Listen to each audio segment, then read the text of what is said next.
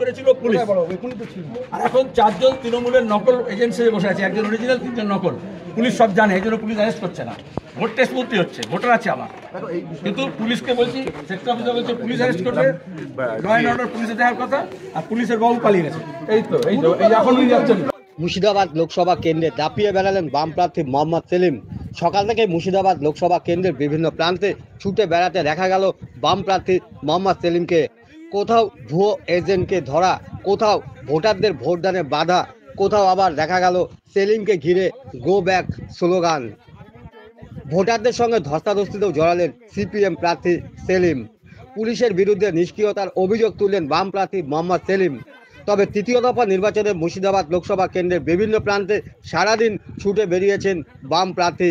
কোথাও কোথাও go back স্লোগানের মুখেও পড়তে হয় তাকে, কিন্তু তারপরেও থেমে থাকেননি বাম প্রার্থী মোহাম্মদ সেলিম। প্রত্যেকটা ভোটারকে এখানে ধরছে টিএমসি রে, ভোটারকে ধরছে, ধরে এখানে সবকিছু কাঢ়ে নিচ্ছে, কাঢ়ে নিয়ে বলছে তোর ভোট হয়ে গেছে, যা চলে যা।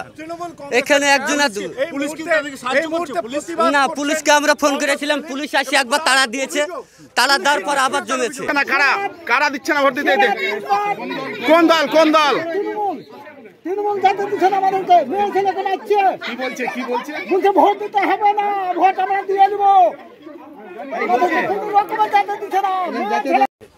ওই যে এখন পুলিশ এসে দেখছি, এখন দেখো বসা আছে, দেখো তুমি তার 2 মিনিটের মধ্যে দেখাও, দেখাও ওই দেখাও, পুলিশ এখন আছে। ভোটাকে দিচ্ছে না, একটা ভোটাকে দিচ্ছে না।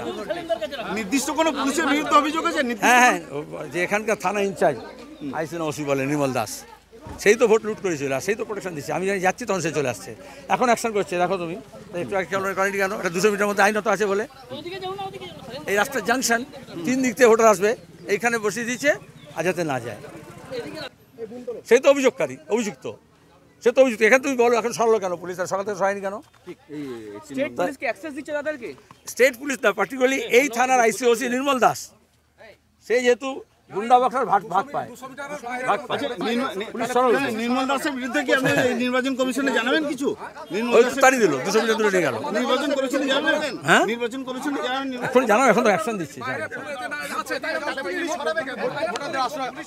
যখন এখান দিয়ে আসছিলাম সকালে ভোট দিতে, তখন বাধা দিয়েছে, আটকেছে। আমি জানতে চেয়েছি, সে মহিলাকে আমি বলেছি পুলিশকে অভিযোগ করতে, পুলিশ বলছে থানায় যান, লিখুন, এই ব্যুরোক্রেটিক আছে। তার মানে পুলিশ প্রোটেকশন দিচ্ছে, কিন্তু আমি এখন মাপবো 200 মিটার মধ্যে আছে কিনা, তারপর পুলিশকে বলবো পুলিশ পালিয়েছে। আন্দোলন আগের মতো হবে যে আমরা অপারেট।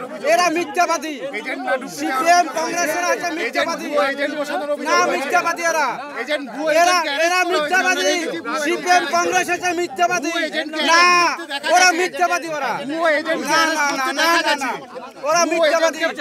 জনগণ সরকারের উন্নয়নের পক্ষে আছে, না না না না, আমরা সরকারের পক্ষ আছি না।